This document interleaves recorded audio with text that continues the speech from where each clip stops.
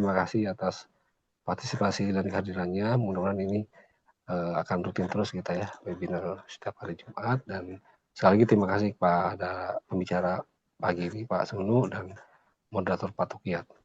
Untuk mempersingkat, saya serahkan waktunya ke Pak Tukiat. Silakan. Assalamualaikum warahmatullahi wabarakatuh.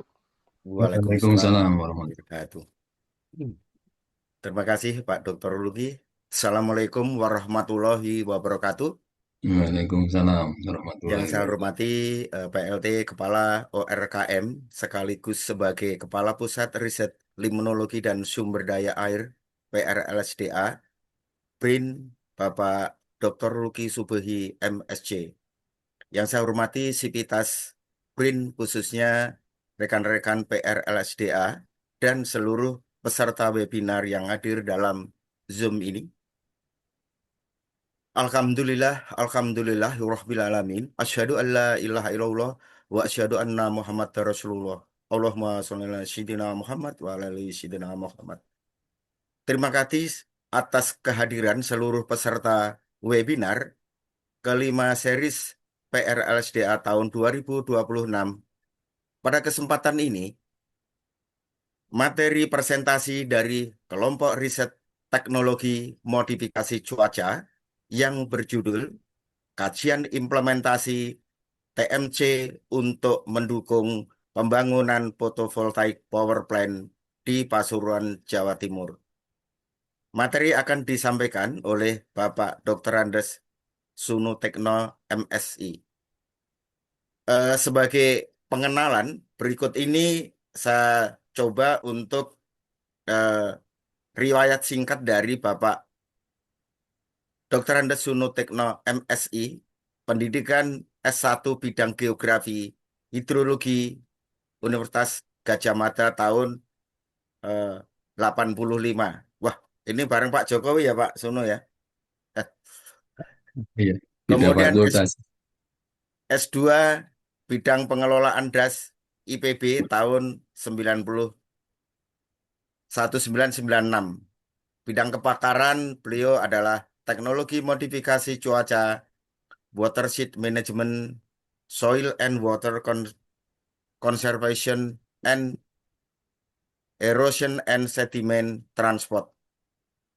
Karir beliau adalah masuk pada awalnya di BPPT tahun 1987 di UPT Hujan Buatan. Kemudian berubah eh, bergabung dengan PRLSDA pada tahun 2021 di mana ada merger dari seluruh lembaga penelitian ke BRIN. KTI dan paten beberapa paper baik nasional maupun internasional. Kemudian ada 3 paten yang antara lain satu, komposisi bahan semai kalsium hidroksida dalam mengurangi gas rumah kaca.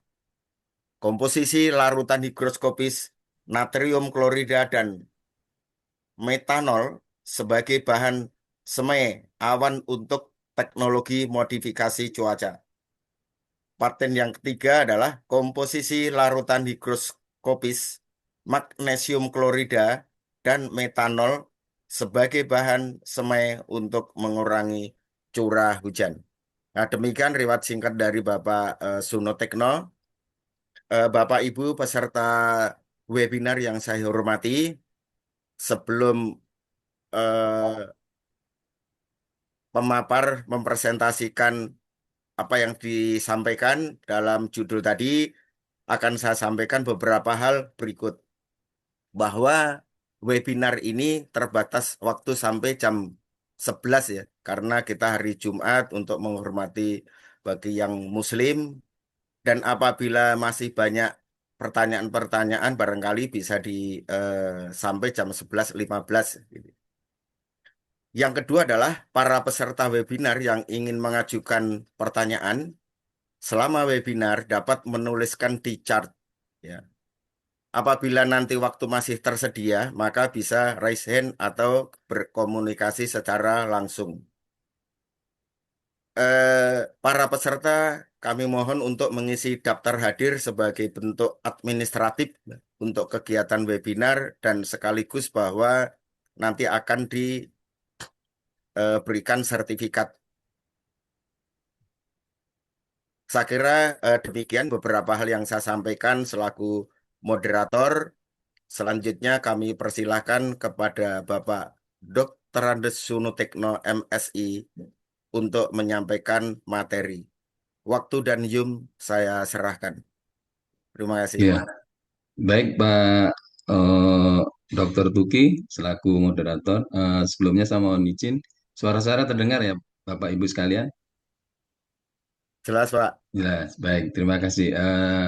Terima kasih kepada Bapak Dr. Tukiat yang telah memimpin sebagai moderator pada acara ini, yang terhormat juga kepada Bapak Dr. Luki Subai yang telah memberikan informasi dan arahan terkait dengan kegiatan kita di lingkungan Pusat Riset Limnologi dan Sumber Daya Air.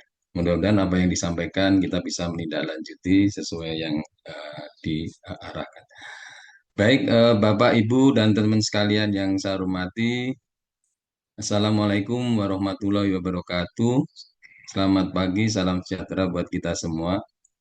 Eh, Pada kesempatan pagi ini, saya mendapat amanah dari kelompok riset teknologi modifikasi cuaca atau TMC untuk mempresentasikan kegiatan di lingkungan Kores kami sesuai dengan jadwal untuk pengisian webinar di PR Lisda.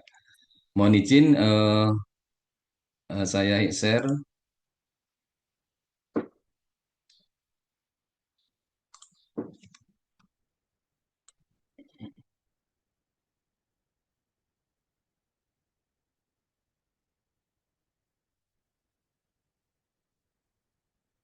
Sudah terlihat ya, Bapak Ibu? Eh, Baik, pada kesempatan ini kami dari kelompok riset TMC akan mempresentasikan kegiatan kami yang kita lakukan di Diperbesar Pak Sono. Yum. awal tahun ini Ya, dengan judul Kajian Implementasi Teknologi Modifikasi Cuaca untuk Mendukung Pembangunan Photovoltaic Power Plant atau PVPP di Pasuruan, Jawa Timur. PVPP ini lebih dikenal di negara kita atau di Indonesia sebetulnya sebagai PLTS ya, Pusat Listrik Tenaga Surya. Eh, Instrumen panelnya seperti yang terlihat di sebelah kanan, yang umumnya sebagai panel-panel tenaga surya, yang kebetulan di Pasuruan ini diletakkan di on ground ya, di atas permukaan tanah ya. Kalau di beberapa tempat sudah dilaksanakan seperti di Cirata itu di atas permukaan air waduk. Kemudian sebagai latar belakang bahwa pembangunan PLTS merupakan memerlukan kajian hidrologi dan meteorologi untuk menjamin keamanan infrastruktur, efisiensi operasional dan keberlanjutan energi terbarukan. Kajian ini memanfaatkan data curah hujan, observasi dan data satelit dari GSMAP serta metode statistik seperti Gambel, kemudian pemodelan DEM dan sistem informasi geografis untuk identifikasi daerah rawan banjir dan penyusunan peta risikonya. Latar belakang berikutnya adalah hasil kajian ini diperuntukkan untuk menunjukkan potensi banjir dan genangan di daerah kajian sehingga diperlukan mitigasi dengan penerapan teknologi modifikasi cuaca. Ini keterkaitan dengan latar belakang dan seandainya terkait dengan mitigasi bencana ataupun optimalisasi kegiatan PLTS, mungkin alternatif pelaksanaan TMC jadi mungkin bisa berpulang dalam kaitan tersebut. Kemudian sebagai ini maksudnya sebagai maksud dan tujuan mendukung pembangunan PLTS 100 megawatt di Das Welang melalui kajian hidrologi dan meteorologi serta upaya mitigasi menggunakan teknologi modifikasi cuaca apabila terdapat ancaman banjir dan genangan. Sedangkan sebagai tujuan mengidentifikasi dan mengevaluasi kondisi hidrologi serta risiko banjir pada area pembangunan PLTS, termasuk curah hujan, limpasan permukaan, dan potensi genangan. Tujuan kedua adalah menyusun analisis meteorologi dan rekomendasi teknis, prediksi curah hujan, dan langkah mitigasi untuk mendukung perencanaan dan operasional PLTS secara optimal. Menyiapkan mitigasi pengurangan curah hujan untuk mengurangi banjir dan genangan yang mengancam daerah yang akan dibangun PLTS. Adapun lokasi kajian ini berada di secara kabupaten masuk di Kabupaten Pasuruan secara administratif. Kemudian secara hidrologis daerah kajian ini masuk di daerah aliran Sungai Welang. Nah, mungkin bagi teman-teman yang dari Jawa Timur sudah tidak asing dengan Sungai Welang ini yang beberapa tahun yang lalu memang punya potensi banjir. Secara administratif, Das Welang ini berada di sebelah utara Kabupaten Malang, kemudian Pasuruan bagian tengah hingga Pasuruan di pantai atau di hilir. Eh, ini lokasi kajian yang lebih spesifik lagi terkait dengan lokasi PVBP atau PLTS. Ini gambar sebelah kiri adalah tampilan layout site PVBP site yang berada di daerah Pasuruan. Ini diambil dari peta DEM. Kemudian kita overlaykan dengan titik-titik koordinat yang sudah ditentukan. Kemudian kalau yang sebelah kanan ini adalah tampilan yang kita overlaykan dengan Google Earth atau dari citra satelit. Adapun data data dan metodologi yang kita lakukan adalah data kajian data kajian curah hujan dari stasiun yang berada di Das Welang yaitu sebanyak 7 penakar, yang meliputi stasiun Purwosari, Selowongko, Sengon, Pager, Telebuk, Tutur, dan Wonorejo. Ini stasiun penakar curah hujan observatorium yang berada di Das Welang dan sebagian berada di dekat dari daerah studi. Kemudian selain data observatorium atau data manual, kita juga menggunakan data curah hujan satelit GIS-Map di tahun 2006 hingga 2025. Kemudian data elevation model, digital elevation model kita pergunakan untuk memvisualisasikan daerah studi. Kemudian peta penggunaan lahan dan batas das ini juga kita perlukan untuk perhitungan-perhitungan debit dan debit puncak dan aliran. Selain itu kita juga melakukan pengukuran profil sungai ya dalam hal ini khususnya Sungai Curaweregan ini salah satu sungai yang berada atau melintasi eh, area PVBB. Selain itu juga Sungai Welang ini yang sungai utamanya ya yang berada di sebelahnya dari PVBP area. Kemudian setelah data kajian kita juga melakukan analisis secara spasial yaitu delineasi das curah wargan, kemudian profil sungai, penggunaan lahan dan koefisien runoff, kemudian data yang bersifat analisis dan perhitungan kita menggunakan metode mononobe yaitu untuk menghitung intensitas curah hujan karena di sana tidak tersedia data curah hujan otomatik yang bisa menggambarkan perjalanan intensitas dari jam ke jam sehingga kita menggunakan data harian yang akan kita converse untuk mendapatkan data curah hujan jam-jaman. Kemudian kita menggunakan Gambel itu untuk menentukan besaran periode ulang. Kemudian kita menggunakan metode rasional untuk menghitung debit puncak di daerah penelitian. Selain itu kita juga menggunakan hydrograph synthetic Schneider HSS. Ini yang akan digunakan untuk masukkan model high crash karena kita menggunakan model high crash untuk melihat eh, potensi genangan di daerah penelitian. Kemudian selain analisis hidrologi yang terkait dengan aliran dan hujan, kita juga melakukan prediksi curah hujan ke depan di daerah penelitian itu menggunakan SARIMA, Seasonal atau Regressive Integrated Moving Average. Ya, saya kira ini sudah sering digunakan. Kemudian model Monte Carlo. Nah, ini Monte Carlo ini juga satu model time series, ya, tapi lebih menekankan pada probabilistik data yang ada.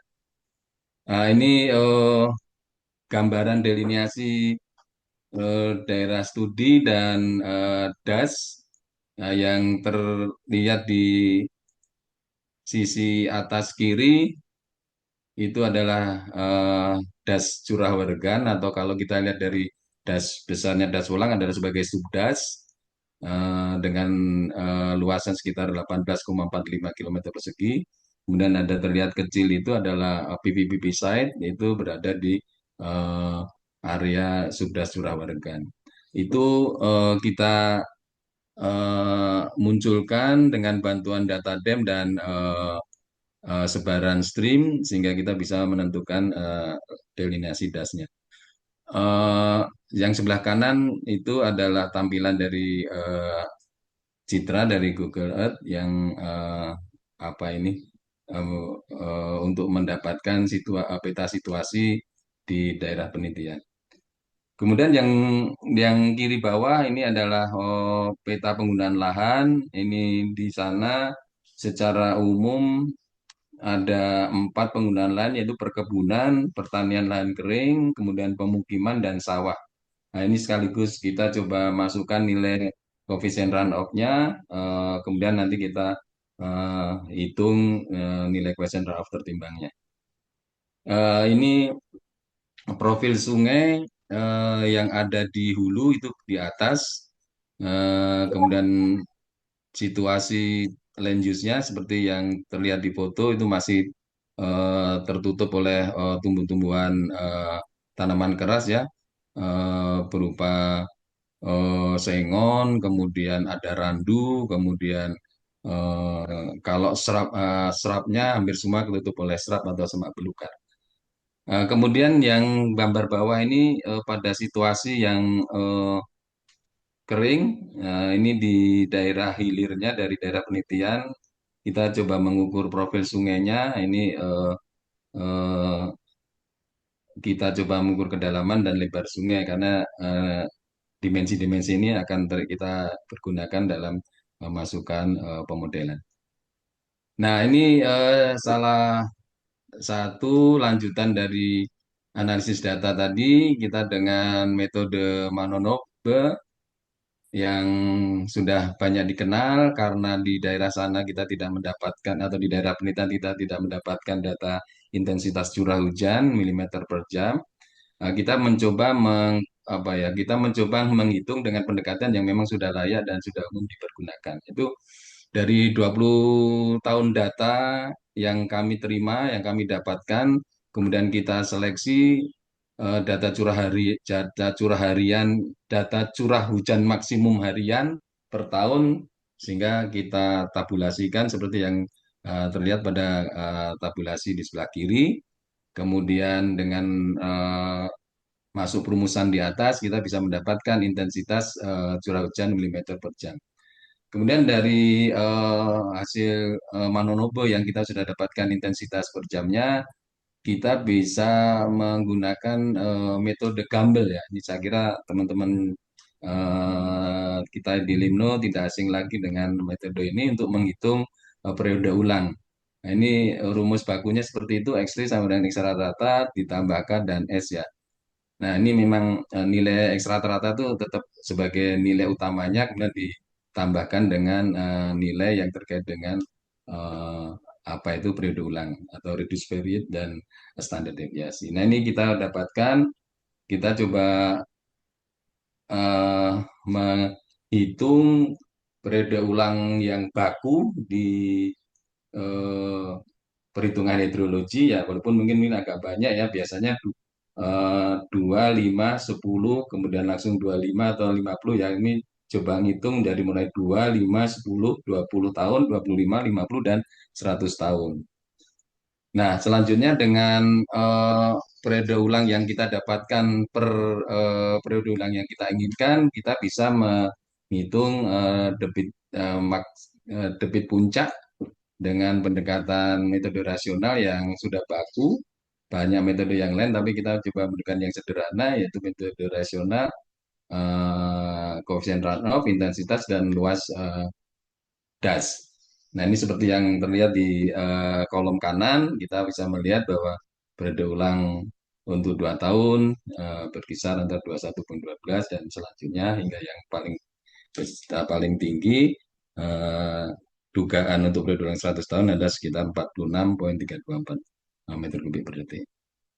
Nah, selanjutnya kajian lain yang kita perlukan untuk memberikan nanti satu rekomendasi ataupun saran itu adalah pola curah hujan yang existing yang terjadi di sana atau yang memang ada di sana. Ini dari penakar yang kita punya sebanyak 7 station 20 tahun, ini kita bisa dapatkan gambaran seperti ini bahwa curah hujan itu eh, musim hujan itu dimulai di bulan November hingga April.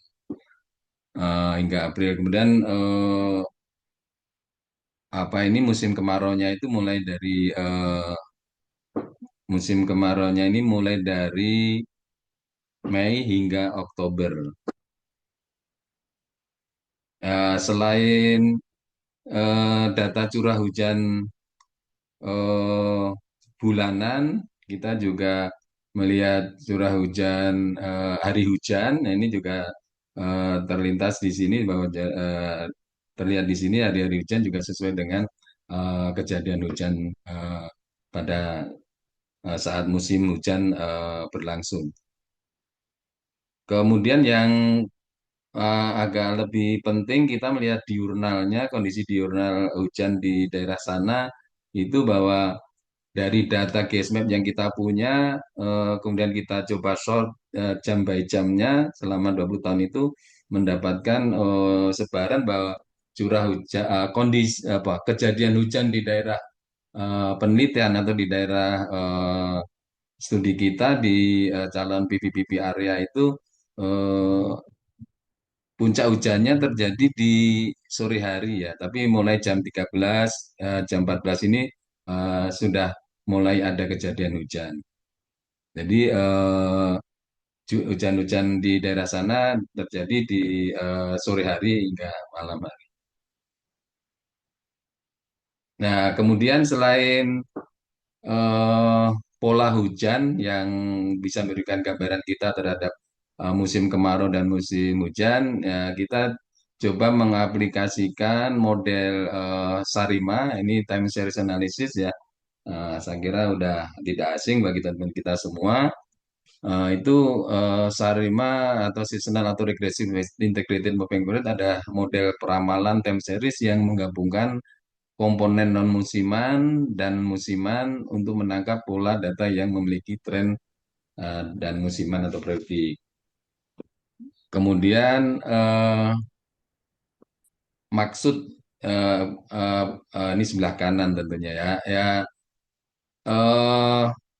equation ataupun eh, model Sarima ini digambarkan umumnya seperti ini, yaitu Sarima 011 011 dalam kurung 12 ini karena seasonalnya ya 12 bulan.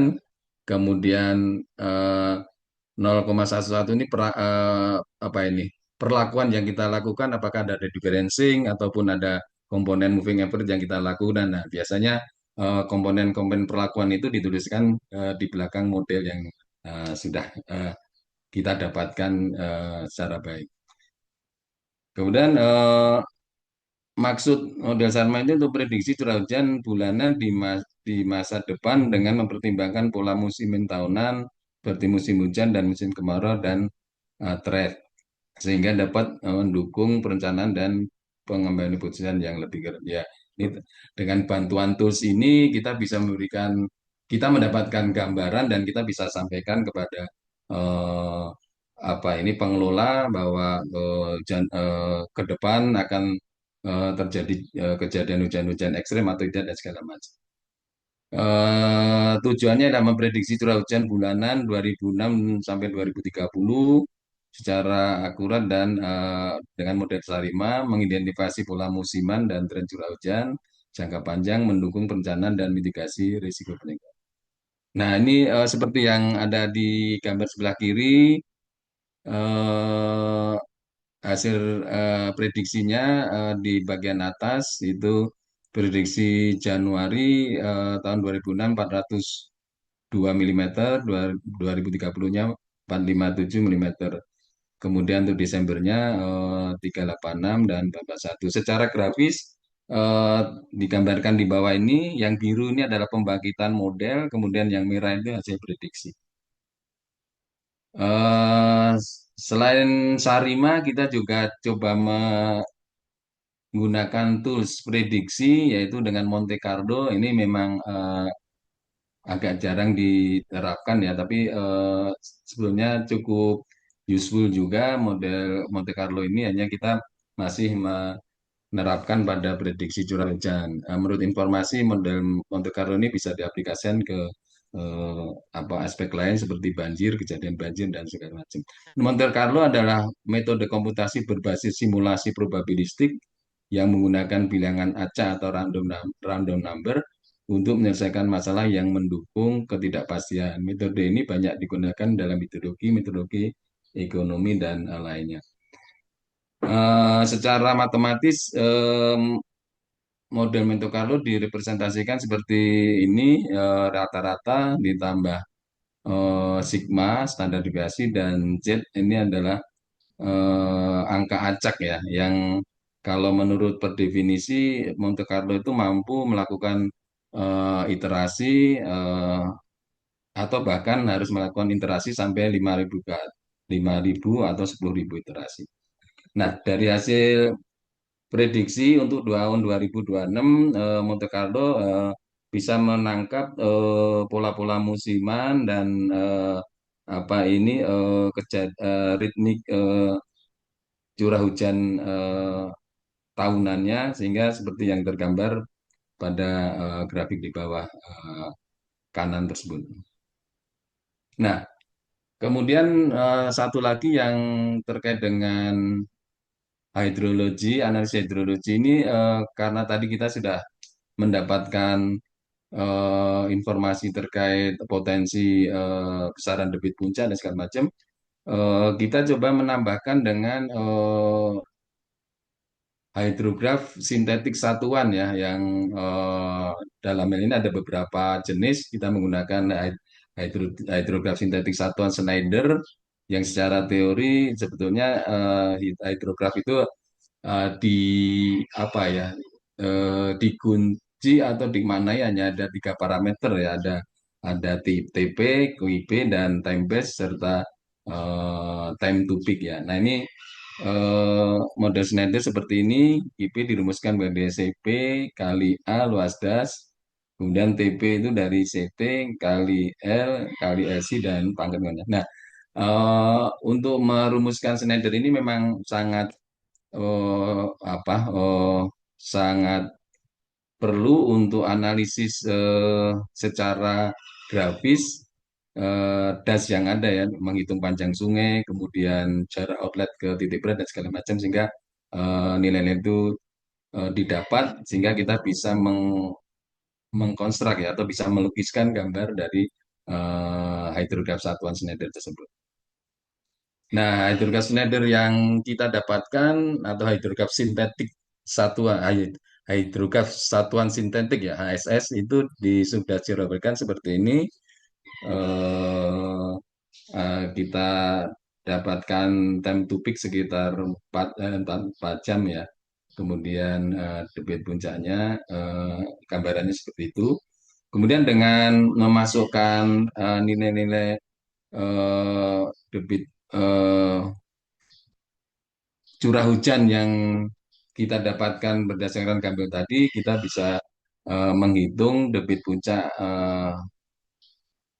dari HSS ini eh, untuk periode ulang untuk beberapa periode ulang yang sudah kita rumuskan atau yang kita susun. Nah, hasilnya dengan metode rasional tidak jauh berbeda, walaupun tidak persis sama ya, tapi masih eh, relatif berdekatan. Eh, ke ini dengan bantuan Hekras, metode Schneider tersebut kita eh, olah sedikit, kemudian kita masukkan ke Hekras. Nah, ini kita bisa dapatkan gambaran ya, mungkin sebagai ilustrasi. Sebelah kiri ini adalah eh, periode ulang 2 tahun, itu punya tingkat genangan seperti ini. Kalau kita berbicara apa kita bisa kaitkan kita lokalisir nanti dengan luasannya.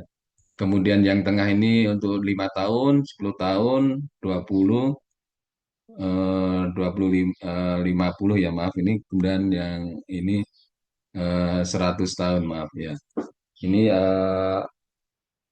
apa gambaran-gambaran atau ilustrasi dari luaran model Hekras dengan memasukkan hidrogas sintetik satuan Schneider.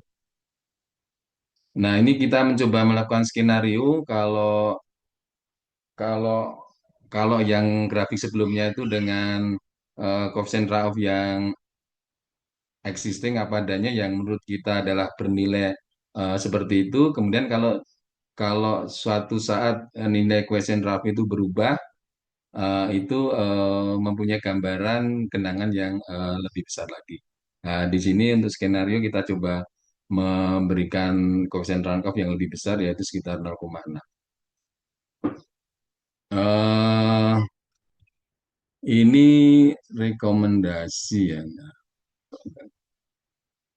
Eh, ya rekomendasi terkait dengan optimalisasi kinerja PLTS yang menginginkan durasi penyerapan materi yang lebih lama di kawasan sebaran fotovoltaik, maka peranan TMC dapat diterapkan sebagai alternatif untuk memitigasi ancaman banjir dan genangan air di lokasi PLTS. Adapun TMC yang berpotensi untuk diterapkan di sana, pertama yang saat ini sudah mulai kita jajaki dan mungkin ke depan akan lebih intensif, yaitu dengan drone VTOL, ya, vertical take off landing. Ini agak praktis, tidak perlu landasan ataupun runway karena bisa bisa terbang secara vertikal dan landing secara vertikal juga. Kemudian selain itu juga ada alternatif yaitu TMC dengan yang sifatnya statik yaitu dengan ground particle generator untuk mengganggu pertumbuhan awan sehingga akan mengurangi curah hujan di daerah target. Dalam ini area PPPP yang kita inginkan manakala mungkin punya potensi curah hujan yang tinggi dan membawa potensi banjir. Ini masuk ke peranan-peranan TMC yang bisa kita apa istilahnya bisa kita majukan atau tawarkan. Ini apa ini cycles ataupun kegiatan-kegiatan TMC ini biasanya kalau ada awan-awan cumulus yang cukup besar ada beberapa treatment ataupun perlakuan yang bisa kita lakukan yaitu mulai di eh, base load ataupun di tengah awan dengan material seeding yang berbeda.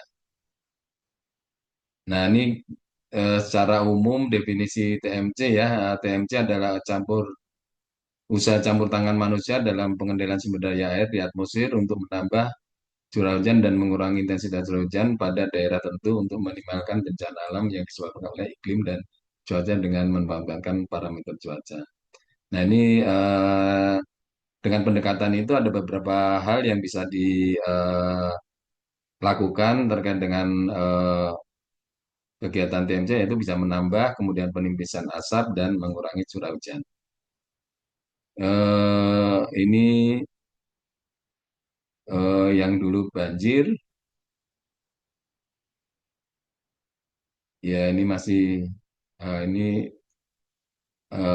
di Cina yang dari lakukan. Ini penerapan TMC untuk pengurangan curah hujan ya, yang pernah kita lakukan untuk mendukung kegiatan SEA di Kota Palembang, yaitu di pusatnya di Jaka Jakabaring ya, sehingga waktu itu kita menerapkan beberapa metode, yaitu eh, sorry, Eh, maaf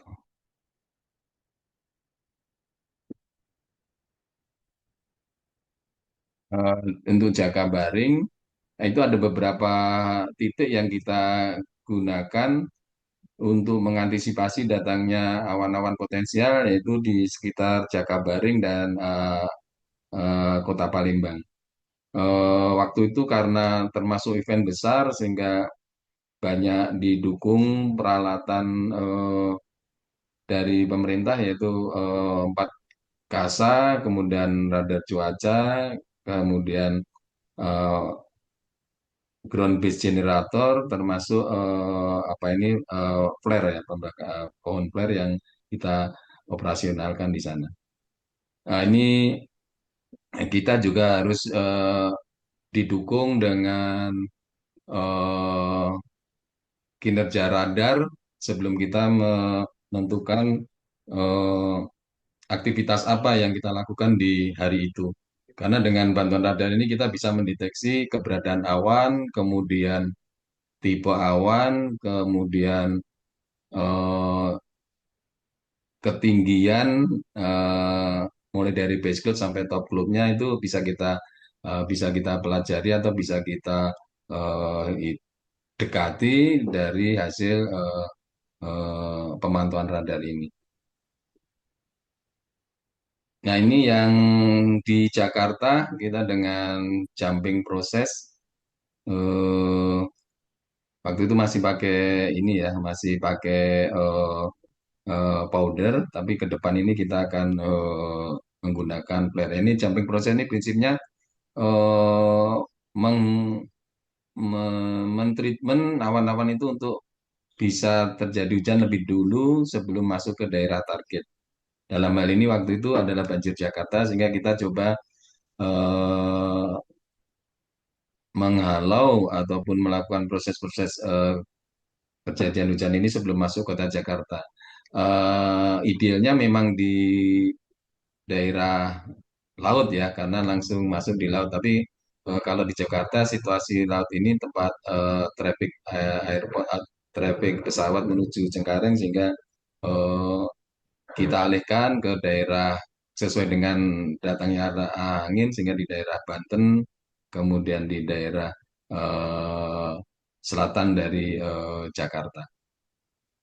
Nah, kemudian kita coba infokan ke depan, sebetulnya sudah ada wahana baru bahwa kegiatan TMC akan menggunakan drone seperti yang tadi saya sampaikan di depan, yaitu pakai VTOL, kemudian bahan semuanya pakai flares seperti yang terlihat di gambar kiri itu pada saat burning ataupun penyalaan flare, itu sebetulnya eh, sama dengan kita melepas atau merilis bahan semai layaknya kalau kita menggunakan powder. Nah, ini Vitol ini cukup prospek karena tidak memerlukan landasan yang panjang ataupun bahkan tidak memerlukan runway. Ini cloud seeding COSAT yang merupakan hasil temuan dari teman-teman eh, di TMC, Chloris TMC, yang sekarang sedang licensing ya, dan yang dalam tahap licensing karena patennya sudah didapat. Ini ilustrasi yang lain yang terkait dengan aplikasi drone untuk redistribusi hujan yang digabungkan dengan eh, ground particle generator sehingga ada treatment dari atas maupun dari bawah. Ini salah satu yang sudah diterapkan di daerah pertambangan untuk mengurangi risiko curah hujan. Kalau di daerah pertambangan ini memang eh, bukannya tidak menginginkan hujan, tapi kalau ada hujan ini sangat mengganggu dalam transportasi ya, menimbulkan slippery dalam pengangkutan batu bara maupun nikel. Nah, ini salah satu bentuk evaluasi kalau eh, kita menggunakan data GSMAP sebelum kegiatan itu ada di sebelah kiri kondisi tutupan awan berwarna merah, sedangkan setelah kegiatannya seperti yang tergambar di sebelah kanan. Nah, kesimpulan dari kajian kami ataupun dari studi kami terkait dengan BPPP adalah hasil kajian hidrologi dan meteorologi di area rencana BPPP ada potensi terjadinya banjir dan genangan sehingga perlu diantisipasi dengan melakukan TMC untuk pengurangan curah hujan. Pelaksanaan TMC untuk mitigasi banjir harus dilakukan dengan sangat cermat dan memilih lokasi penyemaian agar hujan jatuh di luar daerah target. Pelaksanaannya menggunakan metode jumping proses, menggunakan drone nirawak dan atau pesawat terbang dengan metode kompetisi uap air menggunakan ground particle generator yang bisa dilakukan selama 24 jam serta menggunakan roket jika memungkinkan yang diselesaikan pada malam hingga dini hari untuk menggantikan pesawat terbang. Nah, demikian Bapak Ibu dan teman sekalian paparan kami terkait dengan kajian eh, yang telah kami lakukan implementasi TMC untuk mendukung pembangunan BPPP di daerah Pasuruan. Demikian waktu saya kembalikan kepada moderator. Terima kasih. Baik, terima kasih Pak Sunu yang telah menyampaikan paparan tentang kajiannya tadi ya. Jadi baik, tadi ada beberapa kajian yang diperhatikan yang antara lain tentang hidrologi maupun meteorologi ya untuk mendukung pembangunan PV ya untuk di Pasuruan. Tentunya ini sebagai eh, acuan ya, artinya bagaimana untuk mengantisipasi atau untuk memitigasi apabila terjadi eh, bencana hidrometeorologi. Tadi juga sudah disampaikan ya beberapa konsep tentang operasional teknologi modifikasi cuaca, khususnya dengan drone maupun misalnya GPG.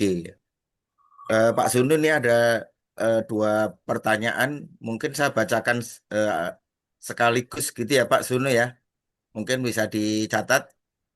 Yang Ya, silakan pertama, Pak Tuki. yang pertama ini dari Pak Lukman, PRKS DLPD Brin. Beliau menanyakan begini Pak, apakah tidak ada info foto period? Kemudian apakah tidak diperlukan? Gitu ya. Artinya kita nanti bisa diperjelas lagi. Kemudian dari Pak Said, Pak Sunu ini, Pak Sunu dan tim, kalau teknologi seperti ini, bagaimana kira-kira efeknya pada kehidupan biodiversitas? Mungkin dua itu dulu Pak Sunu bisa ditanggapi. Ya, baik. Terima kasih Pak Dr. Tukiat. Untuk yang pertama mau diulang dari Pak Lukman nih, apakah pola apa Pak? Mohon bisa diulang Yang Pak. Pak Lukman ini eh, pertanyaannya singkat itu Pak. Tidak ada info foto period gitu. Terus yang pertanyaan kedua ini, apakah tidak diperlukan, gitu. Mungkin Pak Lukman bisa Ya, Pak Lukman, menyampaikan secara langsung begitu, Pak, iya foto period yang supaya mana Pak ya maksudnya Sununya ya? lebih jelas. Eh, kan Monggo. kalau untuk fotovoltaik bukannya lamanya cahaya ya, Pak. Iya, betul, Lamanya betul. cahaya matahari berian. Jadi di sini Ya. tidak ada data. Apakah memang tidak Ah, diperlukan? Gitu aja, makasih. iya, iya, betul. Tadi saya menduga terkait pertanyaan itu, tapi karena kurang jelas ya, ya Pak Lukman, terima kasih Pak Lukman. Jadi fotovoltaik ini memang menghendaki sebesar-besarnya pencahayaan sinar matahari. Tapi karena ini sudah apa ya, Bu, di luar kami apa ini kajiannya, walaupun pihak pihak apa ya, pihak owner sudah atau pihak penggagas sudah mungkin sudah buat datanya. Betul, kami tidak sempat sajikan di sini Pak tentang fotovoltaik datanya, tapi saya setuju betul. Nah, justru terkait dengan peranan kami itu akan memperpanjang lama penyinar matahari ya, sunshine duration ya. Biasanya kalau fotovoltaik akan menghendaki sunshine durationnya selama mungkin ya, supaya potensi pencahayaan matahari bisa tertangkap oleh panel-panel itu banyak. Nah, justru karena ada potensi awan tinggi, awan apa itu, awan berpotensi banjir dan segala macam, artinya kan nanti akan mengurangi eh, lamanya penyinaran di daerah PLTS itu sendiri, Pak Lukman, sehingga dengan nanti perlakuan dari kita diharapkan daerah PLTS akan lebih banyak terbuka. Nah, itu dari saya seperti itu, dari kami melihatnya seperti itu, Pak Lukman. Cuman kalau datanya yang disampaikan, yang ditanyakan Pak Lukman itu memang kami nggak bisa menyajikan. Bahkan sekarang kalau nggak salah data-data itu sudah menjadi data utama, itu sudah dikonversi menjadi megawatt itu jadi satu saat di suatu tempat itu kalau kita bisa membuat satu sel kemudian Anda masukkan datanya sudah muncul sampai ke estimasi megawatt yang potensi yang bisa ditimbulkan. Demikian Pak Lukman. Boleh sedikit menambahkan Pak Sunu dan mungkin maaf moderator. Saya Ya, kayaknya pernah diskusi sama Pak Sunu ya. Kita ini kan memiliki banyak perairan. Kalau data-data dari Limbolog itu ada perairan darat ya. Iya, Ada 5.000 Pak.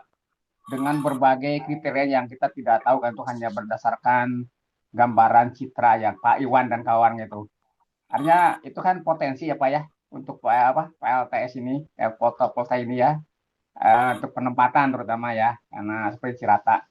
Itu yang mungkin yang perlu diketahui itu sebetulnya eh, apa ya kriteria dari perairan itu sendiri seperti apa yang dibutuhkan sehingga kalau kita mau menyajikan atau potensi yang perairan darat itu bagi pembangkit listrik tenaga surya ini apa saja sehingga karena kita memiliki banyak perairan itulah yang mungkin bisa ditawarkan baik di daerah maupun ke Kementerian SDM. Kayaknya begitu Pak. Terima kasih. Makasih Pak iya, tadi yang penjelasan tadi Pak. Terima kasih yang tadi. iya Pak Lukman, terima kasih apa ini komentar dan pertanyaan. Jadi begini Pak, ini yang akan banyak ke depan setahu saya ya SDM akan mengembangkan ini itu di on ground Pak ya. Jadi on ground artinya tidak di perairan. Justru Pak Lukman ini sebagai ini masukan dari saya ya selaku juga sebagai orang yang berkecimpung di limnologi eh, yang sekarang sudah digelar di Waduk Cirata dengan luasan yang mungkin cukup besar itu sebetulnya kita harus menginventarisir dampak terhadap kehidupan di bawahnya gitu. Jadi saya malah apa itu malah kalau nanti semua perairan kita tawarkan untuk itu malah mungkin takut ada dampaknya. Jadi saya kira eh, kasus yang ada di Cirata itu eh, dengan dengan dengan pandangan yang positif tapi melihat dampak-dampaknya. Karena kalau seluruh seluruh reservoir kemudian tutup dengan panel surya itu kan tentu menghalangi kehidupan di bawahnya ya menurut saya. Nah itu apakah eh, apakah perlu dikaji juga gitu? Karena kalau pendekatannya adalah perairan memang sangat berpotensi untuk digelar fotovoltaik ataupun panel surya. Demikian Pak Pak Lukman. Tapi mungkin sangat menarik Bisa untuk menambahkan Pak Suno? ya ya ya. Bisa menambahkan? Oke, Eh, kami saya persilahkan kira Pak Heru. Oke, Ditambahkan terima Pak Heru. kasih. Saya menanggapin yang pertanyaan Pak Lokman. Jadi memang untuk proyek fotovoltaik ini itu dibagi berbagai macam ini ya, studi ya. Jadi yang menyangkut masalah penyinaran matahari itu studinya ada tersendiri yang lain. Jadi bukan kami lebih concern di hidrologi sama di TMC-nya ya. Meteorologinya lebih terbatas, meteorologi yang relevan untuk pelaksanaan TMC. Jadi untuk potensi penyinaran itu sudah dilakukan vendor yang lain lah dalam hal ini. Ada kajian yang lain. Jadi saya yakin bahwa untuk potensi penyinaran matahari oleh PLN mungkin sudah dianggap cukup ya. Sehingga kami dari BRIN itu lebih mengarah ke hidrologi dan TMC-nya dalam hal ini. Mungkin itu aja tambahannya Pak Sunu. Terima kasih. baik Pak Heru, terima kasih. Saya langsung ke Pak Said ya. Ya Pak Ya Said. Pak Said terkait dengan Pak, eh sorry dengan maaf pakai dengan nama ibu desa. ibu saya. Mohon maaf Bu ya. Bu Oh ya. Said, Said. Ya. Jadi terkait dengan biodiversity sebetulnya tidak bisa langsung menjawab itu, tapi temuan-temuan yang sudah kami dapat itu bahwa kegiatan TMC itu tidak menimbulkan dampak lingkungan yang signifikan ya. Jadi artinya kalau tidak ada dampak yang signifikan juga insya Allah ke arah biodiversity juga tidak bermasalah dengan catatan apabila dilakukan sesuai dengan kaidah TMC yang benar, Bu ya. Nah, eh, kita ambil contoh kalau garam, ya. Garam sendiri sebetulnya kan boleh dikatakan sebagai pupuk ya. Jadi kalau toh dia harus terakumulasi di tanah juga dia akan punya dampak untuk sebagai pupuk. Nah, kemudian eh, kalau kita pakai flare juga itu tidak ada apa ya material-material yang mempunyai impact pada lingkungan yang signifikan. Jadi ini sudah kita lakukan Bu Ko. Jadi apa itu perubahan-perubahan parameter curah hujan yang kita ambil secara sampling pada saat kegiatan itu seperti pH, kemudian natrium, kemudian kalium dan segala macam itu tidak mengalami perubahan yang signifikan atau besar. Demikian Bu. Ko. Oh iya, terima kasih Pak Sunu. Ya, sama. Oke, Yes, terima kasih silakan. ya Ibu. Barangkali sudah cukup. Nah, ini dibacakan satu-satu atau langsung aja tiga saya bacakan Pak Sunu? Kalau boleh Satu-satu aja saya ini kalau atau tiga ya. yang bersangkutan bisa menyampaikan mungkin lebih bisa bagus. Tapi Gini ya nggak Pak, apa-apa. atau Ya silakan Pak. Pak Sunu dicatat aja, nanti saya ulangi lagi. Jadi ini dari Pak Priyo Hartanto untuk mempelajari pola angin atau sebelum penyemaian, berapa lama data pola angin yang bisa dipercaya? Nah, disampaikan bahwa pola angin fix baik kecepatan dan arah diyakini akan tetap sehingga target relatif tidak meleset. Nah, itu pertanyaan dari Pak Priyo, Pak ya. Kemudian dari Pak Gede Santika Dharma yang ditanyakan adalah hal-hal apa saja yang perlu diperhatikan dalam melaksanakan OMC menggunakan bahan semai flare. Ya, ketersediaan bahan semai flare di Indonesia seperti apa? Juga terkait proses pengadaannya. Nah, ini dari Pak Gede. Satu lagi ini dari kawan UGM juga, Pak. Eh, ini pertanyaan, sejauh ini dengan cukup hasilnya, dengan cukup masifnya pemanfaatan TMC ini, apakah ada pengaruhnya terhadap perubahan iklim seperti Harusnya sudah musim hujan, namun belum terjadi hujan. Demikian pula dengan musim kemarau. Itu saja Pak Sunu mungkin bisa ditanggapi. Baik Pak Nanti Tukia, kalau kurang jelas akan saya ya, bacakan lagi. iya ya. Yang pertama itu Pak Priyo, kemudian Pak Gede, yang ketiga Pak Pak siapa mohon? Pak Turmudi. Oh, Bang ketiga Pak Turmudi ya. Baik. Eh, Baik, ya, saya coba jawab satu-satu dengan kemampuan pengalaman yang saya miliki. Untuk pola angin ya Pak Priyo, jadi kita ini sebelum melakukan sorti penerbangan ya, ya sorti ini nanti bisa diaplikasikan di real pesawat maupun di drone ya. Itu setiap penerbangan kita sebut sebagai sorti. Nah, pagi hari itu kita melakukan briefing, itu mengulas semua data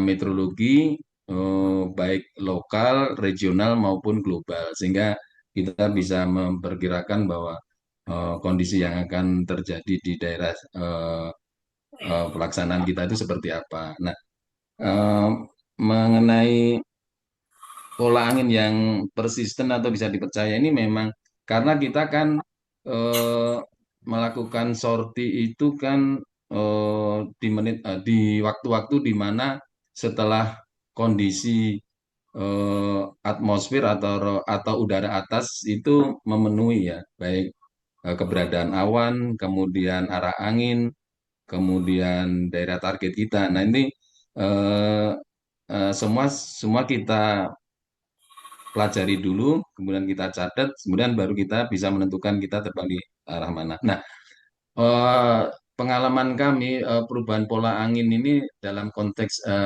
angin harian itu tidak drastis ya.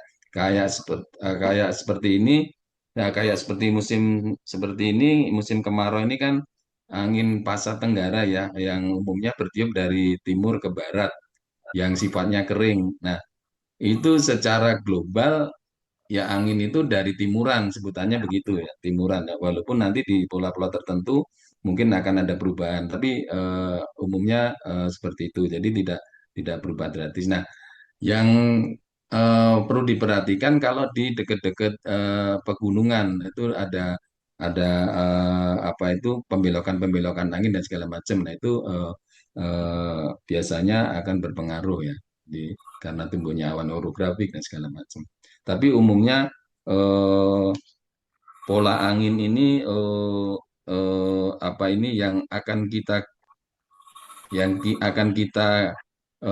pakai pegangan yang mana kegiatan pelepasan bahan semen ini akan sesuai dengan arah angin yang tercatat pada saat itu.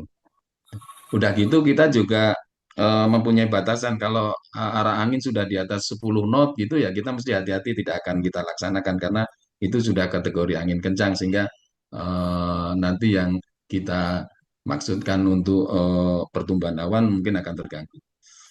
Itu Pak Pak Pak Priyo. Kemudian untuk Pak Gede ya ini Pak Gede ini udah kayaknya mungkin sudah agak mengenal tentang flare ya. Ini memang menjadi PR kita bersama Pak ya. Ini karena kita waktu awal itu lapor ke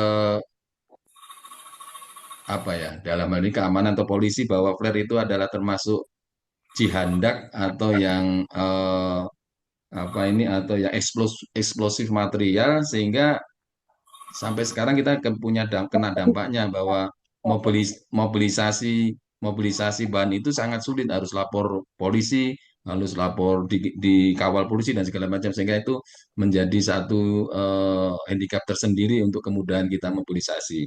Nah, mengenai eh, apa ini pengadaan dan segala macam ya kita ingin bisa pengadaannya lebih mudah lagi ya dalam hal ini mungkin dari PT Baik, PT Pindad dan segala macam ini bisa lebih mudah lagi.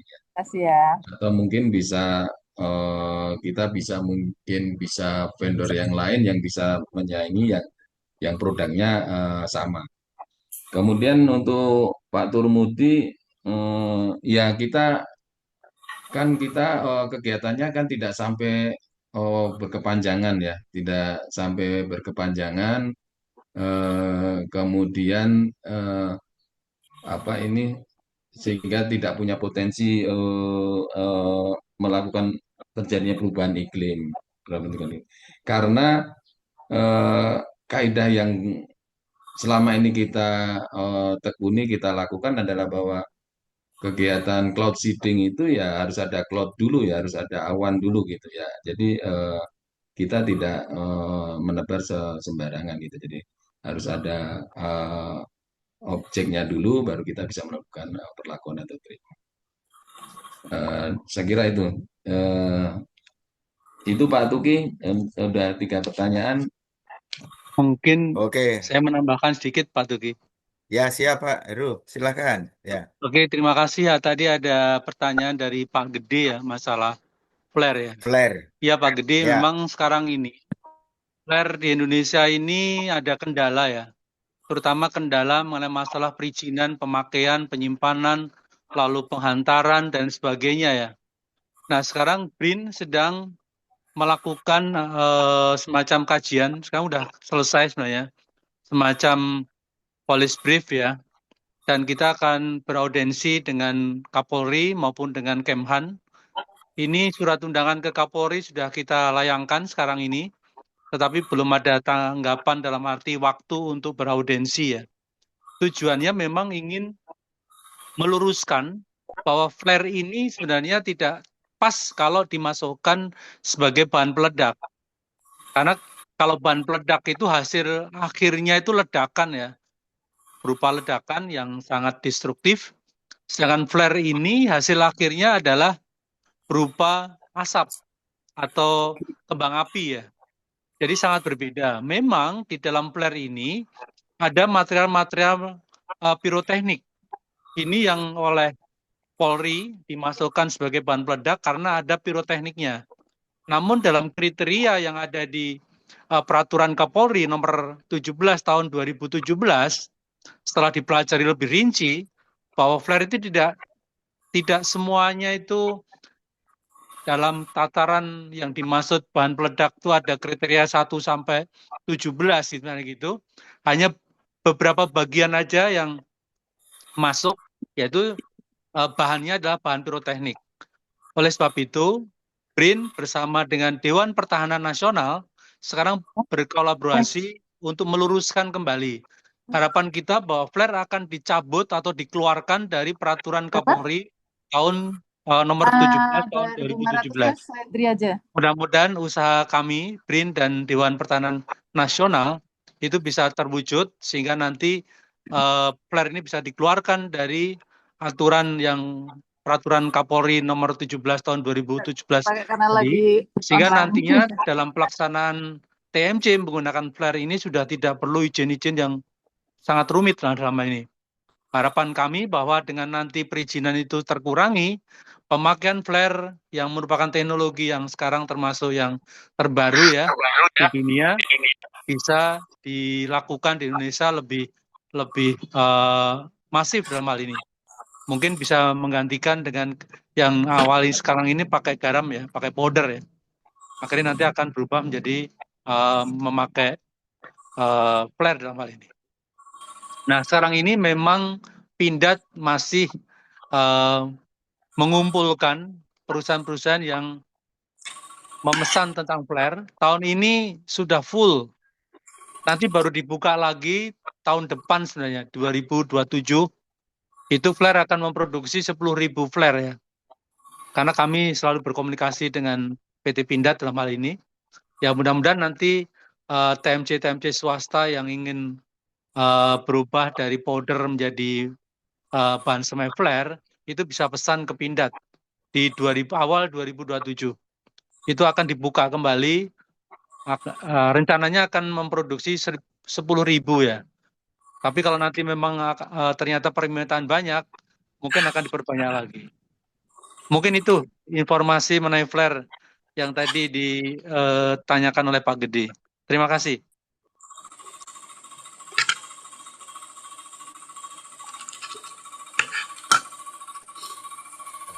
baik Pak Gede ya, sudah ada tambahan dari Pak Heru. Barangkali sudah jelas tentang ketersediaan flare memang untuk regulasi juga memang masih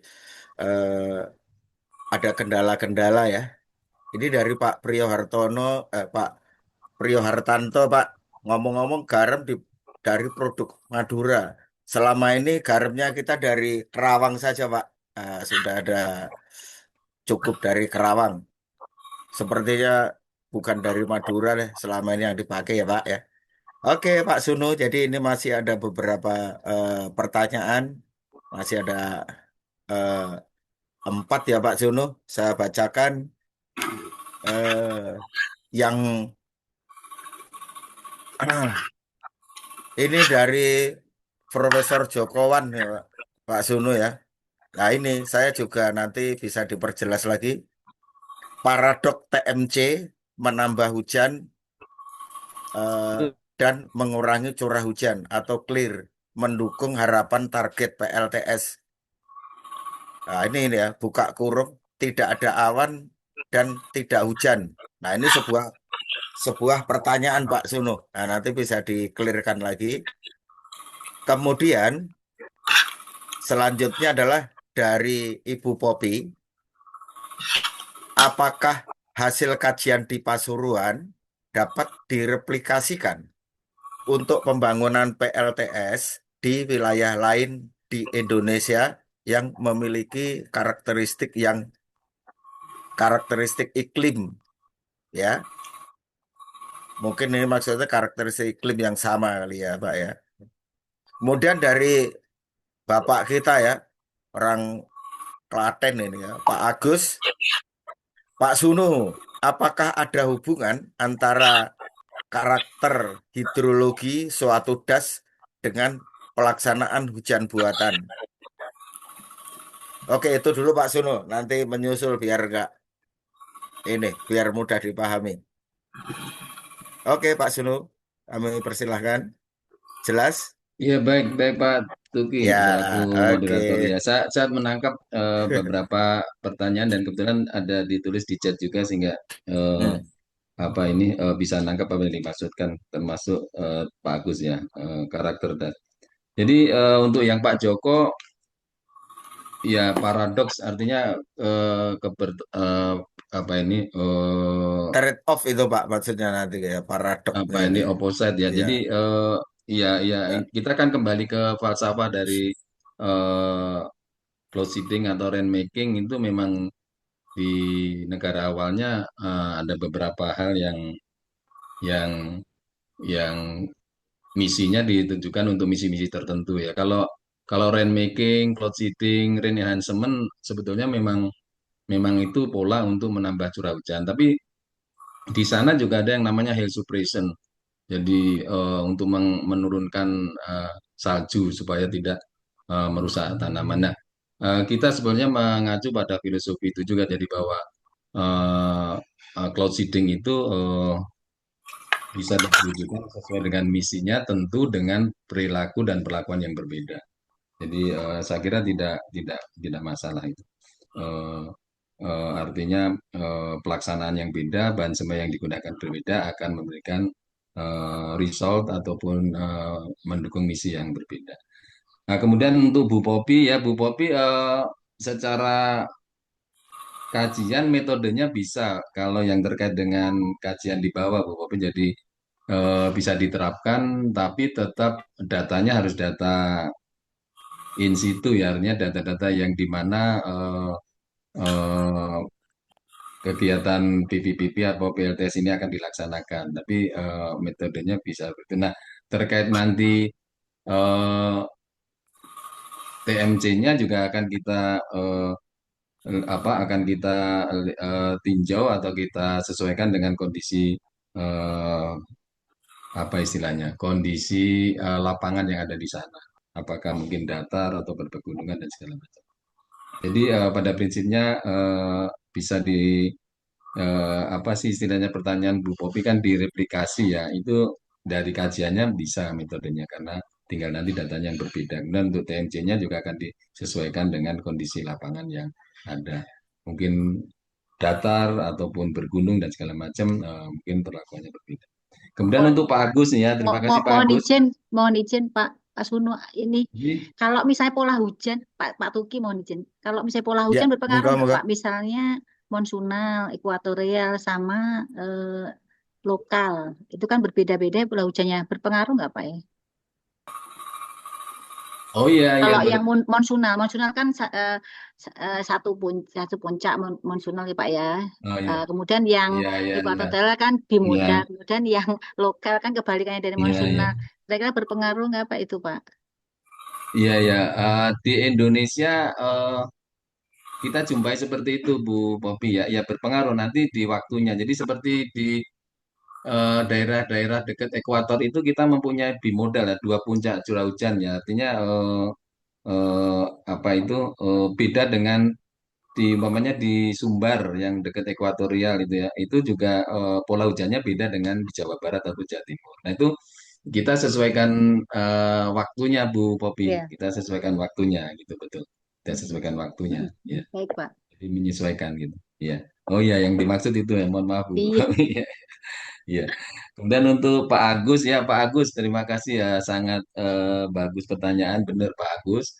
Saya beberapa tahun mengikuti kegiatan itu sering mencoba apa ya mengambil satu relevansi antara luas das dan keberhasilan kegiatan. Tapi eh, kondisi das dalam konteks fisiografis sangat membantu saya sebagai contoh ini Pak Agus. Pak Agus mungkin sudah sering ke Bandung ya. Das Citarum itu bagi kami sangat ideal sekali untuk pelaksanaan curah hujan karena dikelilingin gunung Pak. Dikelilingin gunung dan gunung itu sangat berpotensi untuk menahan lajunya awan dari berbagai arah sehingga kita bisa main di mana aja. Cuman sekarang yang menjadi handicap kita ini karena traffic pesawat sehingga kita nggak bisa main di all area of Das Citarum. Kalau dulu kita itu mulai dari barat, utara, timur, selatan itu kita bisa bisa terbang, kemudian di mana ada awan potensial kita bisa langsung sebar atau langsung bisa treatment. Sekarang ini ya problemnya kalau pakai pesawat itu kita harus ngikutin peraturan airnav yang ada. Anda nggak boleh terbang nih di atas radial 270 hingga 300. Padahal di situ ada awan gede. Nah, kita nggak bisa. Nah, itu problem. Tapi kalau pertanyaan Pak Agus tentang yang kaitannya dengan bentuk das, kemudian visografi das itu sangat ada hubungannya. Nah, akan kesulitan lagi kalau eh, katakanlah kayak kita pernah di Dasempor atau di Wadas Lintang itu juga dia tidak dikelilingin gunung. Nah, itu kita hanya mengandalkan ada satu satu titik di mana di situ tempat apa eh, bertumbuhnya awan gitu. Nah, itu anjanya ada sedikit. Atau di Riam kanan itu juga gunungnya tidak seperti di Dasitarum yang tinggi-tinggi sehingga sangat membantu dalam hal ini pertumbuhan awan. Demikian Pak Agus Puryanto. Oh iya, terima kasih Pak Sunu, sangat bermanfaat ini informasinya. Ya, Terima kasih Pak Tukiat dan sama- Pak Sunu. Ya, sama-sama Pak ya. Agus. Ya. Oke, Ya. terima kasih Pak Agus ya, bisa menambah kapasitas dan kapabilitas kita semua ya Pak Agus ya. Dari diskusi-diskusi ini tentunya eh, kita saling bertukar pengetahuan, barangkali ya, bukan menguji seorang pemapar ya. Saya sangat senang. Oke, ini Pak Sunu ada beberapa Oh, pertanyaan. Masih eh, ada nih Pak yang Nawas Pak, Wedi ya. Jadi ya gini, ya adakah Pak, kajian awal kenapa perlu modifikasi cuaca di proyek ini? Misalnya dari segi hasil listriknya, berapa potensi yang bisa ditahan produksinya jika memakai modifikasi cuaca? Nah, mungkin ini dibatasi saja Pak Sunu bahwa kajian kita itu adalah hidrologi dan meteorologi ya, bukan terkait dengan listrik barangkali yang disampaikan Pak Heru tadi. Oke, kami persilahkan Pak Sunu dapat menanggapi. ya ya terima kasih Pak Tukiat dan Pak Nawa. Ada satu pertanyaan yang dari Pak Priyo nih, garam mana nih produk Madura atau mana? Ya Sudah dijawab Pak tadi. belum belum ya jadi garam ini Ini Dari menjadi Kerawang tadi Pak udah saya oh sampaikan. Kerawang ya, bukan dari Ah, Kerawang. Sebetulnya ada satu yang menjadi PR kita itu bahwa saya apa itu setuju dengan peraturan pemerintah yang akan datang kan zero import ya, karena tahun-tahun sebelumnya itu yang namanya garam itu banyak didatangkan dari import Australia dan itu sangat sayang karena kita punya produk didatangkan dari luar negeri khususnya dari Australia. Tapi ke depan kayaknya kan zero import sehingga akan memanfaatkan garam dari lokal itu sangat baik untuk petani-petani kita. Nah, untuk Pak Nawa ini ya kita ya memang ada kajian awalnya kan hanya terkait dengan eh, kondisi fisiografis ya, dalam hal ini adalah hidrologi dan meteorologi yang terkait dengan pembangunan fotovoltaik power plant atau PLTS. Nah, eh, kalau terkait dengan produksi listrik ya, kalau kalau apa ini secara regulasi eh, gampang aja sebenarnya ya seperti padanan PLTA ya. Kalau PLTA itu tiap tahun tersedia air cukup juga produksi listriknya akan handal. Nah, ini juga seperti itu. Kalau tiap tahun durasi panjang sinar matahari yang menerpa solar panel juga handal atau tidak ada masalah juga produksinya akan tinggi, kurang lebih itu. Cuman kita tidak tidak sampai ke situ Pak Nawa. Jadi eh, justru eh, kita coba menawarkan manakala potensi-potensi PVPP atau PLTS ini akan sering tertutup awan ataupun bahkan kejadian hujan, kita coba bisa memberikan alternatif bagaimana kalau itu bisa diterapkan sehingga keterbukaan area itu lebih panjang atau lebih banyak. Itu Pak Nawa. Hmm. Iya Pak Tuki, ya. mungkin ada lagi. Eh, ini udah ya mungkin saya akan mencoba menambahkan dari sebelum Bu Reni ya, menambahkan dari Prof. Jogun tadi ya. Eh, Begini Pak Joko, jadi kita paradok TMC yang kami maksudkan atau yang Bapak sampaikan tadi sini adalah bahwa untuk pembangunan PLTS ini kan bagaimana menghindari atau misalnya di daerah target itu tidak ada hujan. Artinya supaya penyinaran matahari itu bisa optimal gitu Pak. Nah itulah guna daripada TMC ini tentunya adalah bagaimana pada saat musim hujan juga jangan sampai terjadi adanya curah hujan yang sangat besar sehingga eh, di area target itu terganggu ya. Tentunya kita adalah memitigasi gitu Pak.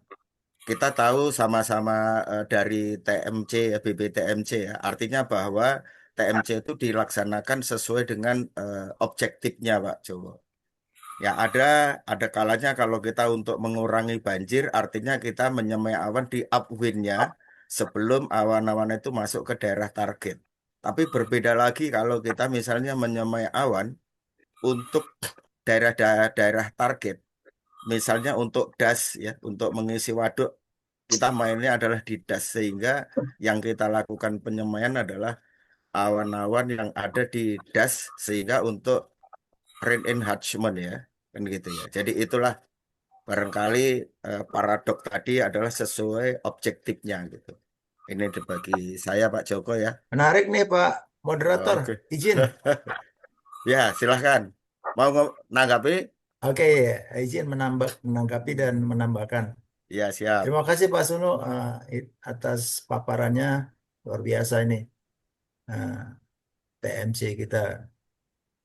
Jadi apa namanya? Ini Selanjutnya ada nanti Bu tantangan Pak Reni ya. Sunu, Pak. Ada tantangan Pak Sunu sama Pak Tukiat. Jadi di Cirata itu kan itu terbesar ya, PLTS terbesar se-Asia Tenggara. Itu dibangun di Waduk Cirata kan. Nah sekarang ini beberapa tahun terakhir ini itu mereka eh, ada masalah, yaitu karena mungkin optimalisasi radiasi matahari cukup kuat sehingga awan-awan agak berkurang gitu. Jadi ini kesetimbangan atau nanti mana yang dominan pada musim kemarau, oke. Ya pasti optimal ya PLTS-nya atau listriknya. Kemudian PLTA-nya musim kemarau ya Udah, berarti berkurang. Nah, pada saat beban Udah. puncak atau yang Kasih ya, Mbak. dibutuhkan itu Taruh. sekarang ini Cirata pengen minta hujan gitu. Nah, padahal sementara nanti kalau hujan itu di siang hari itu kan mengganggu produksi PLTS-nya. Jadi ada dua kepentingan ini. Nah, ini tantangan buat TMC. Terus saya bilang solusinya adalah kita melakukan TMC. Jadi ada dua opsinya, mengurangi hujan di siang hari, memicu hujan saat sunset gitu, setelah sunset gitu. Jadi saat matahari udah terbenam. Itu pun bisa mengoptimalkan eh, fotosintesis kan untuk tanaman, untuk pertanian. Jadi ini menarik nih, TMC mendapat tantangan dan di Cirata gitu. Kira-kira begitu Pak. Makasih. Ya, baik, sangat bagus apa yang disampaikan Pak Jokowan ya. Ini sebuah tantangan ya bagi TMC karena TMC itu adalah tadi sudah disampaikan oleh Pak Sunu ya, campur tangan manusia gitu ya. Jadi artinya bagaimana memodifikasi cuaca itu adanya campur tangan manusia dengan memasukkan bahan semai ya. Nah, artinya seperti yang disampaikan Pak Joko tadi, kapan kita akan membutuhkan curah hujan, kapan kita akan mengurangi itu. Artinya itu adalah mekanisme atau strategi yang bisa diterapkan. Kami persilakan Ibu Reni Sulistiowati. Terima kasih banyak Pak Tukiat, Ya, Pak Sunuk. Mohon izin, jadi ini sebenarnya sharing informasi saja. Kebetulan waktu 2 minggu yang lalu ya, kami kan ada kegiatan di Das Brantas. Kemudian saya sempat koordinasi lah ya dengan Pusda Pemprov Jawa Timur. Jadi waktu itu kami berkunjung ke sana, kemudian sempat paparan dan lain sebagainya. Dan ternyata mereka memang bukan mengkoordinir untuk bagian das berantas, tapi eh, das welang justru. Makanya tadi pada saat saya melihat presentasi Pak Suno, oh das welang. Jadi bisa agak nyambung ke sana. Nah, dari Pusda Jatim itu mereka menginformasikan bahwa di das welang itu mereka sudah banyak memasang perangkat-perangkat infrastruktur gitu ya. Termasuk kalau nggak salah mereka kemarin memetakan lidar juga. Jadi mungkin eh, ini bisa untuk kedepannya nanti bisa untuk menambah tadi model hidrologi yang digunakan gitu. Kemudian eh, mereka juga sempat meminta ke kami karena kami kemarin memaparkan terkait apa namanya pemodelan juga di Das Brantas. Nah mereka meminta juga bisa nggak dilakukan juga untuk Das Welang gitu. Jadi mungkin secara keseluruhan Das Welang gitu. Jadi mungkin nanti kita bisa koordinasi lebih lanjut ya Pak Sunu, Pak Tukiat eh, atas permintaan dari Pusda Jatim ini. Mungkin itu Pak. Terima kasih.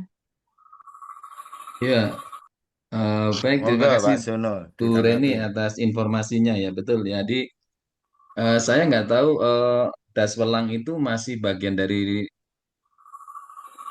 BWS Berantas nggak? Kalau dasnya memang beda. Kalau Das Berantas itu hulunya ada di daerah Malang Utara, kemudian outletnya ada di Sidoarjo ya. Ya Mbak Reni, jadi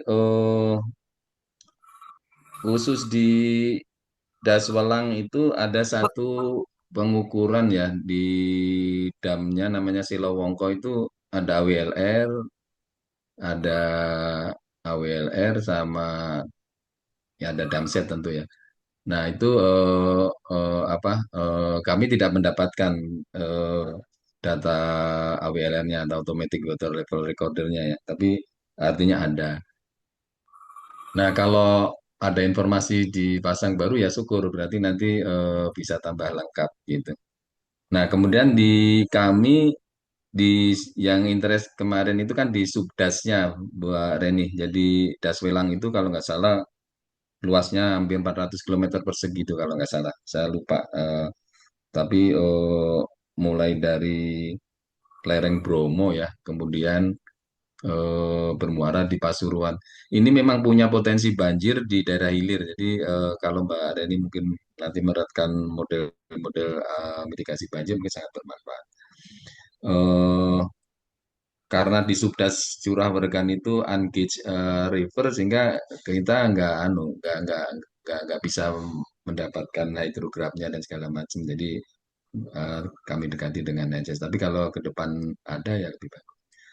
Gitu Mbak Reni, dengan senang hati nanti bisa koordinasi lagi Mbak Reni. Terima kasih. Ya, nuhun Pak. Ya, Mbak Reni, saya kira ini sebuah informasi ya, bisa kolaborasi, kita bersinergi gitu Bu Reni ya. Nanti kita diskusikan lagi tentang kajian-kajian tersebut. Ini Pak, masih ada satu lagi, waktunya juga masih ada dari Pak Hindra Bakti Brin. Dalam semai awan memakai bahan semai garam NaCl, berapa ton yang disemai? Mungkinkah kualitas airnya meningkatkan CI? Oke, CL, Pak Suno ya. ya, bukan CICL itu Pak, Oh, klorida. oh, CL ya, CL. Ya, ya, Mas Indra. Meningkatkan CL ya. Ya, kami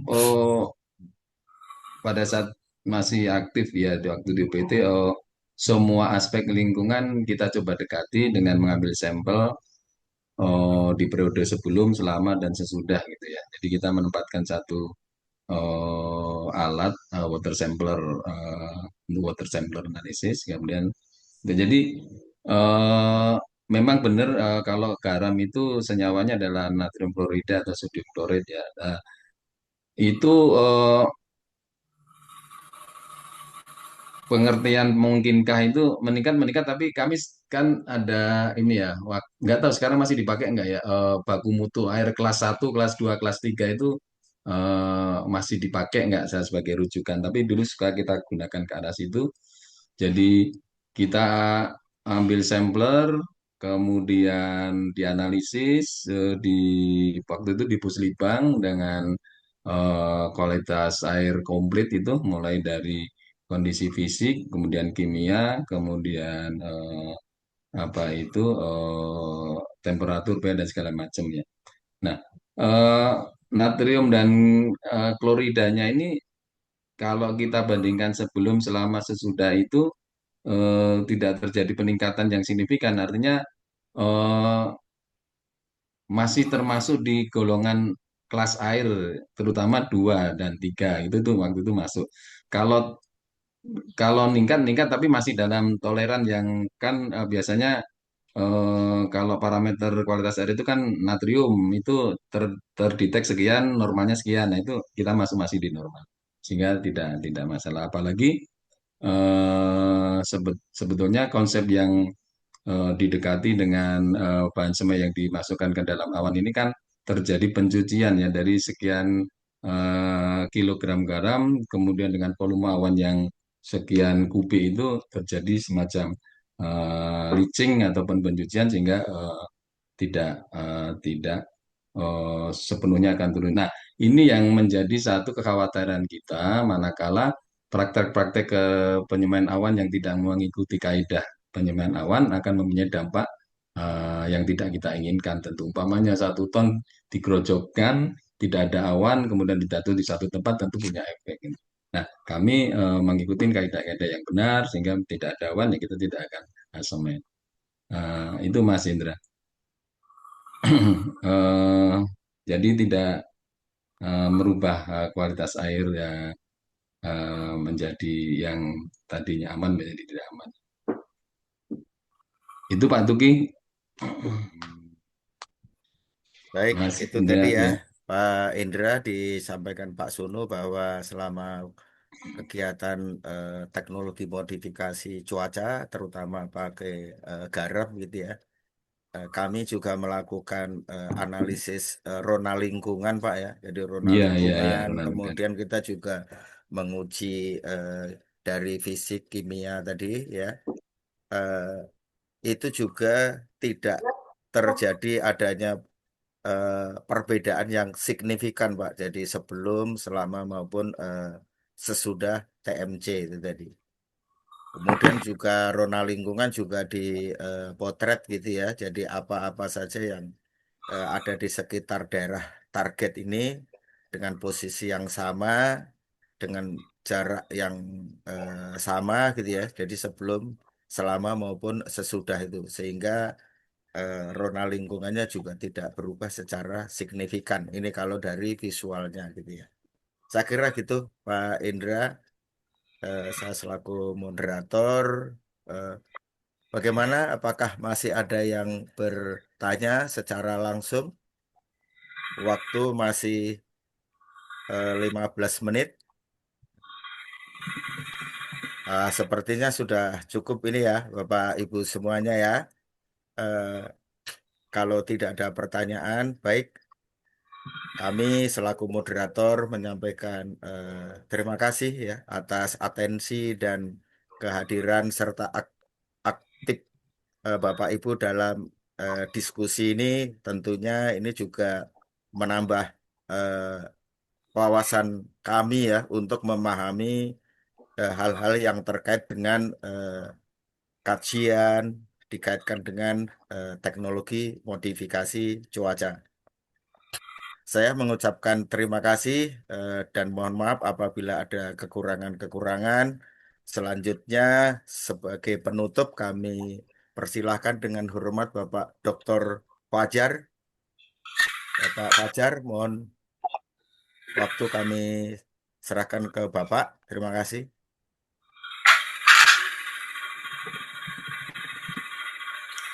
Pak Fajar, Ya udah, lihat aja langsung. wakilkan Pak Tri saja kali ya. Pak Trianto, Pak, monggo Pak Tri.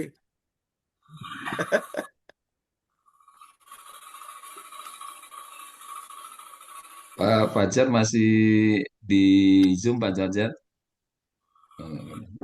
Ya Pak Tri boleh, Pak Tuki juga nggak apa-apa. Yang di Pak Tri ada nggak ya? Biar Pak Tri sajalah yang Pak Trianto. Halo Pak Trianto. Halo Pak, sebentar Pak. Oh, Eh, wah, masih kegiatan juga Pak. Iya nih. Pak Trianto sibuk. Saya muncul dulu Pak.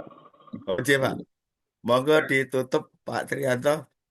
Baik, Bismillahirrahmanirrahim. Assalamualaikum warahmatullahi wabarakatuh. Waalaikumsalam warahmatullahi Para wabarakatuh. hadirin yang saya hormati, kegiatan webinar Pusat Riset Teknologi dan Sumber Daya Air Badan Riset Inovasi Nasional sudah selesai. Alhamdulillah, terima kasih para presenter, moderator yang sudah menyampaikan kegiatan ini dengan sangat baik. Semoga apa yang disampaikan menjadi ladang ibadah dan kemajuan keilmuan di Indonesia. Amin, amin, amin. Saya ucapkan terima kasih. Saya tutup webinar ini dengan mengucapkan hamdalah, alhamdulillahirabbil alamin. Wassalamualaikum warahmatullahi wabarakatuh.